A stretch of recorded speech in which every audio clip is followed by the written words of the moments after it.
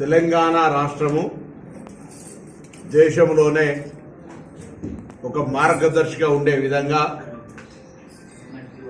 1931 ఆంగ్లేయుల కాలంలో జరిగినటువంటి కులాల పరమైనటువంటి సర్వే తిరిగి తెలంగాణ రాష్ట్ర ప్రభుత్వం మా నాయకుడు రాహుల్ గాంధీ గారి ఆదేశాల మేరకు ఎన్నికల్లో చెప్పినటువంటి విధంగా భారత్ జోడో యాత్ర సందర్భంగా కేంద్రంలో అధికారంలోకి వస్తే కేంద్ర వ్యాప్తంగా, రాష్ట్రాల్లో అధికారంలోకి వస్తే రాష్ట్రాల్లో మేము కుల సర్వే చేసి చూపెడతామనే మాట చెప్పిన దాని ప్రకారంగా ఈరోజు తెలంగాణ ప్రభుత్వం రాష్ట్ర ముఖ్యమంత్రి రేవంత్ రెడ్డి గారు, ఉప ముఖ్యమంత్రి బట్టి విక్రమార్క గారు, sub committee chairman Uttam Reddy గారు, గౌరవ సహచర కేబినెట్ సభ్యులు పిసిసి అధ్యక్షులు మహేష్ కుమార్ గౌడ్ గారు, అదేవిధంగా మొత్తం యావత్ పార్టీ పక్షాన నిర్ణయం తీసుకొని ఫిబ్రవరి 4, 2024 నాడు కేబినెట్ తీర్మానం చేసుకొని మీ హుస్నాబాద్ బిడ్డగా రాష్ట్ర మంత్రిగా 16వ తారీఖు 2వ నెల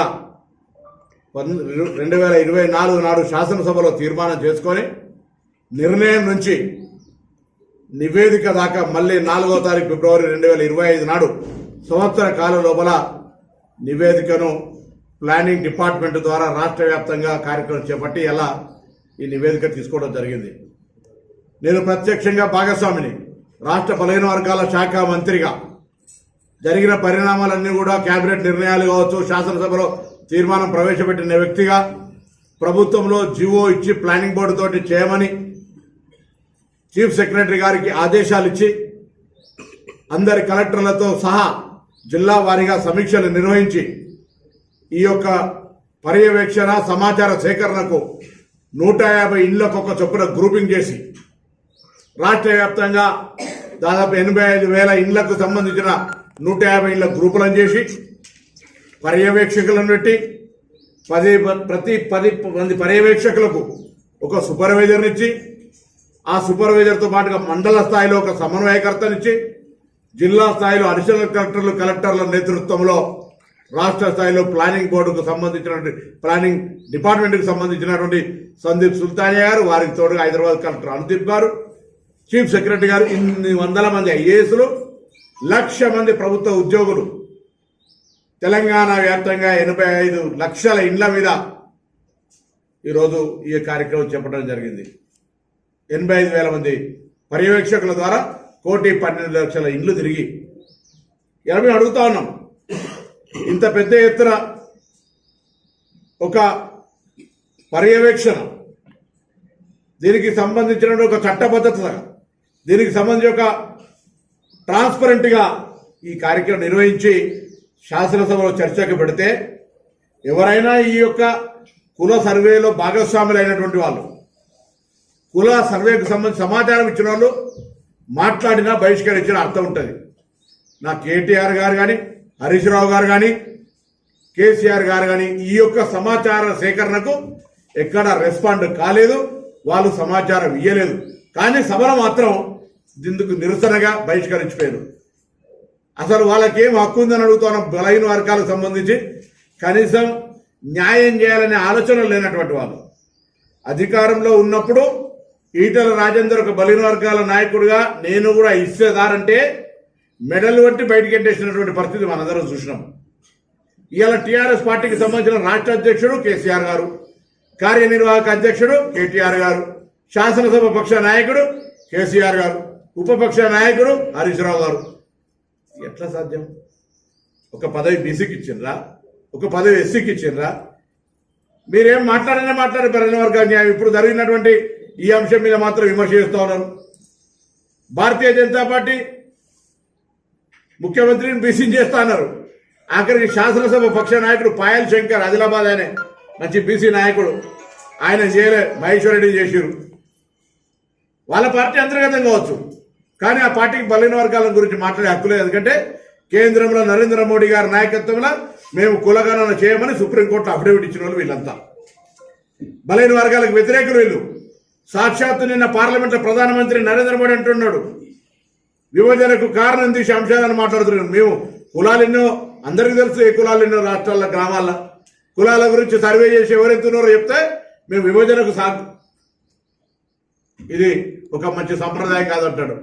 అసలు దేశంలో మతం పేరు మీద ఒక అనేకమైనటువంటి విధ్వంసాలు సృష్టించి ఓట్ల రాజకీయం కొరకు వాడుకుంటుంది మీరు. గ్రామ గ్రామాల రామాలయం ఉంటుంది. మీరు ఒక రామాలయం నిర్మించి దాన్ని రామాలయం నిర్మిస్తే తప్పలేదు. దానికి సంబంధించి అందరు దేశవ్యాప్తంగా అందరు చందాలు ఇచ్చారు. దాని ఏదో ఎన్నికలకు వాడుకునేటువంటి పరిస్థితి జరగడం, ఈ విధంగా చేసే మీకు బలహీన వర్గాలకు సంబంధించిన అంశం మీద మాట్లాడే హక్కు లేదు. ఇక సర్వేకి సంబంధించిన బీసీ మేధావులు, బీసీ ఉద్యమకారులు, బీసీ విద్యార్థి నాయకులకు నిన్న కూడా విజ్ఞప్తి చేసినా, రేపు హైదరాబాద్ కనుక వాళ్ళందరినీ ప్రత్యక్షంగా కలుస్తా ఉన్నా. నేను ఒకటే కోరుతున్నా మీ అందరికీ, అలా తెలంగాణ యావత్ ప్రజానికానికి 1931లో ఈ కుల సర్వే జరిగింది.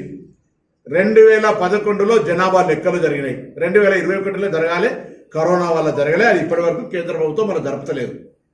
ఆ యొక్క జనాభా లెక్కలలో బీసీల లెక్క కూడా తీయమని రాహుల్ గాంధీ డిమాండ్ చేస్తుండు. రాహుల్ గాంధీ డిమాండ్ను నీ కులం ఏదో చెప్పమని ఉల్టా ఆయనను విమర్శిస్తున్నారు. రాహుల్ గాంధీ అంతే ధైర్యంగా పార్లమెంట్లో చెప్తుండ్రు, ఒకనాడు ఇదే పార్లమెంట్లో ఈ జనగణన జరుగుతుంది, ఈ జనములో ఎవరెంతో వారికంతా స్పష్టంగా చెప్తా ఉన్నాడు. సుప్రీంకోర్టు ఆదేశాల మేరకు 50% ఒక నిబంధన ఉంది. దాన్ని కూడా జనాభా ప్రకారం ఎత్తేయాలని చెప్తున్నాడు రాహుల్ గాంధీ. ఇంత దమ్ముండి మాట్లాడుతున్న పార్టీకి సంబంధించిన వాళ్ళం ఇలా తప్పు చేస్తామా? మా నాయకునికి వ్యతిరేకంగా ఆలోచించి ఇంత పెద్ద 160 కోట్లు పెట్టి 1,00,000 మందిని ఉపయోగించినటువంటి సమాచారం తప్పు చెప్తే మాకు వచ్చే లాభం ఏంది? అసలు నేను అడుగుతున్న ఈ పార్టీలోని మేధావులందరినీ, ఈ యొక్క సమాచారం ఇప్పుడు ఒకటి కనీసం ఏది ఎంతోనో ఒక మాట అనేది వచ్చింది కదా, 56% బీసీలను వచ్చింది కదా. సమాచారం తప్పు చెప్తే మాకు వచ్చే లాభం ఏంది? అసలు నేను అడుగుతున్న ఈ పార్టీలోని మేధావులందరినీ, ఈ యొక్క సమాచారం ఇప్పుడు ఒకటి కనీసం ఏది ఎంతోనో ఒక మాట అనేది వచ్చింది కదా, 56% బీసీలను వచ్చింది కదా. 56%లకు సంబంధించి ప్రభుత్వం ఒక నిర్ణయం తీసుకొని ఒక విధానంగా మారి మన ముందు ఉన్నది. ఈ విధానానికి నిధులు కేటాయించుకొని ఏ విధంగా మార్గదర్శకత్వం రోడ్ మ్యాప్ క్రియేట్ చేసుకొని సప్లాన్ అడుగుతామా? 56%కి అనుగుణంగా నిధులు కేటాయించమని అడుగుదామా? మన వర్గాల్లో నిరుద్యోగ యువతకు ఏదైనా ఉపాధి లేదా శిక్షణ ఇవ్వని అడుగుదామా? దాని కొరకు ఆలోచన చేయండి. ప్రభుత్వం గురించి మనం పోయి మాట్లాడదాం. ప్రభుత్వంలో ఆ రకమైనటువంటి సరళి తీసుకోపోమని ఈ పరిస్థితులలో మనమే దాన్ని వ్యతిరేకిస్తున్నాం. ఏం తప్పదు. అసలు ఈ దేశాలు ఇప్పుడు కుల సర్వేనే కాకపోతే తక్కువ చూపెడితే ఎవరికి వచ్చే లాభం ఏమున్నది? అరే ఇప్పుడు వచ్చిన శాతంకైతే న్యాయం జరిపి కదా ముందు. ఇప్పుడు వచ్చిన శాతంకు నిధులు కేటాయించే విధంగా ఈ ప్రభుత్వాలు ఏ ప్రభుత్వం ఉన్నారు భవిష్యత్తులో కూడా ఇలా ఎస్సీ ఎస్టీ సప్లాన్ చట్టబద్ధత తెచ్చినట్టుగా దీనికి కూడా అదే దిశలో కార్యాచరణ తీసుకోవడానికి ఎందుకు ప్లాన్ చేయరు మీరు? ఇంతకుముందు అంకెలు లేవు, ఇప్పుడు అంకెలు వచ్చినాయి. వాళ్ళు లీలో మాట్లాడుతారు. చంద్రశేఖరరావు గారు చేసినటువంటి కుల సర్వేకి సంబంధించి ఆనాడు చెప్పినటువంటి దానికంటే తక్కువ ఉన్నాయి. అరే కుల సర్వే అసెంబ్లీలో పెట్టిండ్రా? కుల సర్వే క్యాబినెట్లో పెట్టిండ్రా? కుల సర్వే ఏ చట్టబద్ధత వచ్చింది? కుల సర్వే ఉందని జిఏడి ఏమైనా జీవో తెచ్చిందా? కేసీఆర్ ఇంటికే పరిమితమైనటువంటి కుల సర్వే, సకల కుటుంబ సర్వే ఎన్నడూ బయటికి దేక సమాచారం అవనికి ఏక ఇప్పుడు దా లెక్క కంటే ఇప్పుడు తక్కువ ఉన్నదని చెప్తున్నారు. దానికి నిబద్ధత ఏంది? ఒక్కరోజు బొంబాయిలో ఉన్నాడు, దుబాయ్లో రాకపోతే చచ్చిపోయినట్టంటే అందరు ఉరికొచ్చి నెంబర్ ఇచ్చారు. ఎవరితో సర్వే చేయించినావు? చదువుకునే పిల్లగాళ్ళతోటి, రోడ్డు మీద ఉండేటోళ్ళతో, ఎవరు పడితే వాళ్ళతో చేయించినాం. మేము ఇలా గ్రామ ప్రభుత్వ ట్రెజరీకి సంబంధించిన బాధ్యులైనటువంటి ప్రభుత్వ ఉద్యోగులతోటి, టీచర్లు ఒప్పుకోకపోతే టీచర్లకు సంబంధించి సంఘాలను పిలిచి అయ్యేది ఒక మంచి సమాజ మార్పుకు తీసుకుంటున్న కార్యక్రమం మీరు సహకరించమని అడిగినాం. పాపం వాళ్ళంతా సహకరించారు.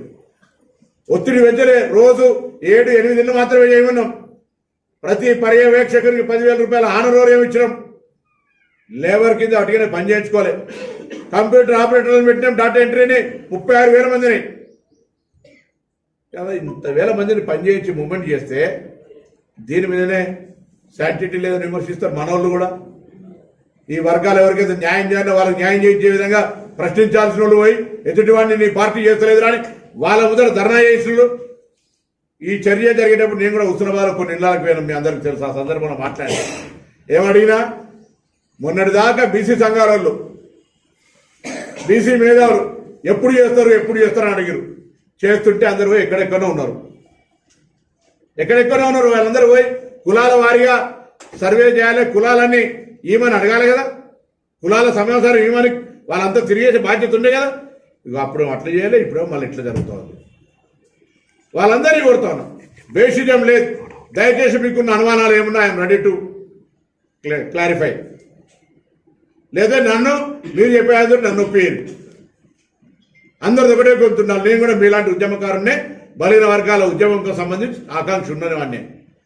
అదన్నీ కాక కూడా మీరు ఇష్టం ఉన్నట్టుగా ఇట్లా మాట్లాడితే పొరపాటు అవుతుంది. అసలు బీజేపీ కేంద్రంలో అఫిడవిట్ ఇచ్చింది వాళ్ళకి ఏం కొంతున్నది? కేసీఆర్ రాజకీయ అధికారం ఉన్నప్పుడు బీసీలకు హక్కు లేదు, ఇప్పుడు పార్టీ పదవులలో హక్కు లేదు. వాళ్ళకేం మాట్లాడే హక్కు ఉన్నది? 10 ఏళ్ల సర్వే చేయంగా టీఆర్ఎస్ పార్టీని అద్దన్నమా? కుల సర్వే చేసింది బయట పెట్టాక అద్దన్నమా? మీరు బీసీలకు ఏదైనా ఎన్నికలలో తప్ప, ఎన్నికలు ఉన్నప్పుడు 2018, 23 తప్ప ఏమైనా స్కీమ్ పెట్టినరా? ఆ విధంగా పెట్టి ఎంబీసీలకు 1000 కోట్లు ఇచ్చారు, 10 కోట్లు కూడా ఖర్చు కాలేదు. ఇవాళ ఏం కావాలని అడుగుర్రి.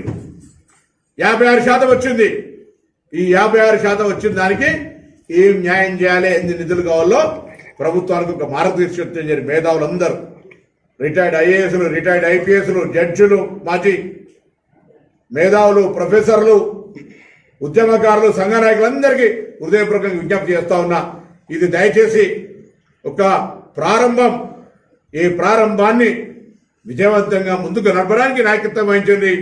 మీ అందరి ఆకాంక్షలకు అనుగుణంగా, పోరాటానికి అనుగుణంగా రాహుల్ గాంధీ గారు స్పందించి దేశవ్యాప్తంగా రావాలనే విధంగా చేపట్టిన ఈ కార్యక్రమంలో తెలంగాణ రోల్ మోడల్ అయితే, తెలంగాణను కూడా అపహాస్యం చేసి తప్పు పడితే భవిష్యత్తులో ఏ రాష్ట్రం కూడా చేయడానికి ముందుకు రాదని, చేస్తే వాటికనే ఇల్లు ఎవరో మళ్ళీ విమర్శలు చేస్తారు అనేటువంటి విధానం వస్తుంది. కాబట్టి దయచేసి నేను అందరినీ కోరుతా ఉన్నా, కోపం ఉంటే తర్వాత సంగతి, అంతర్గతంగా విభేదాలు, నాయకత్వంగా ఏమైనా ఇష్యూస్ ఉంటే తర్వాత సంగతి. ఇప్పుడు ప్రకటింపబడ్డ 56% బలహీన వర్గాలకు తెలంగాణ ప్రభుత్వం నుంచి రోడ్ మ్యాప్ ఇచ్చే విధంగా కార్యాచరణ తీసుకొని మనం ప్రభుత్వం దగ్గరికి వెళ్దాం. మీతో కలిసి రావడానికి సిద్ధం. బలహీన వర్గాలకు న్యాయం చేసే దాని లోపల అన్ని వర్గాలను కలుపుకొని అందరి సహకారం తీసుకొని పోతేనే సాధ్యమవుతుంది. కాబట్టి ఆ దిశలో కార్యాచరణ జరపాలని, దీన్ని అనవసరమైనటువంటి వితండ వాదాలు వద్దని, దీన్ని పొలిటికల్ పార్టీస్గా టీఆర్ఎస్, బీజేపీ మేము వ్యతిరేకం కాదు అనుకుంటేనే వ్యతిరేకిస్తున్నటువంటి వాళ్ళు, భారతీయ జనతా పార్టీ కొంత నాయకులు మాట్లాడిండ్రు మేము రిజర్వేషన్లకు, సర్వేలకు, బీసీలకు వ్యతిరేకంగా పెట్టు, ప్రధానమంత్రి డిమాండ్ చేయి, దేశవ్యాప్తంగా చేయమను, అఫిడవిట్ వాపసు తీసుకోమనండి, రేపు మొత్తం జనాభా సర్వే సందర్భంగా బీసీలకు చేయమని చెప్పండి సర్వే. టీఆర్ఎస్ పార్టీ 3 పదవులు ఉన్నాయి, ఒకటి ముందు బీసీలకు ఇచ్చి, ఒకటి ఎస్సీలకు ఇచ్చి, ఒకటి మీరు కుటుంబ పార్టీ కాబట్టి ఒకటి మీ దగ్గర పెట్టుకోండి. నమ్మకం లేదా వాళ్ళ మీద? ఆ పార్టీ, ఈ వ్యక్తుల మీద నమ్మకం లేదా? వాళ్ళకి హక్కు రాదా? అందుకే దయచేసి బలహీన వర్గాలకు సంబంధించిన లెక్క శాస్త్రీయంగా, చట్టబద్ధంగా 1,00,000 మంది ఉద్యోగులను ఇన్వాల్వ్ చేసి యావత్ ప్రభుత్వ అధికారులు, ప్రభుత్వ పర్యవేక్షణలో ఇది జరిగింది. దీనిపైన అనవసర విమర్శలు వద్దు. భవిష్యత్తు ప్రణాళికకు నిర్ణయం, నివేదిక నుంచి నిధులు అమలు అనేటువంటి అంశంకు ముందుకు పోదామనేటువంటి విజ్ఞప్తి చేస్తాము.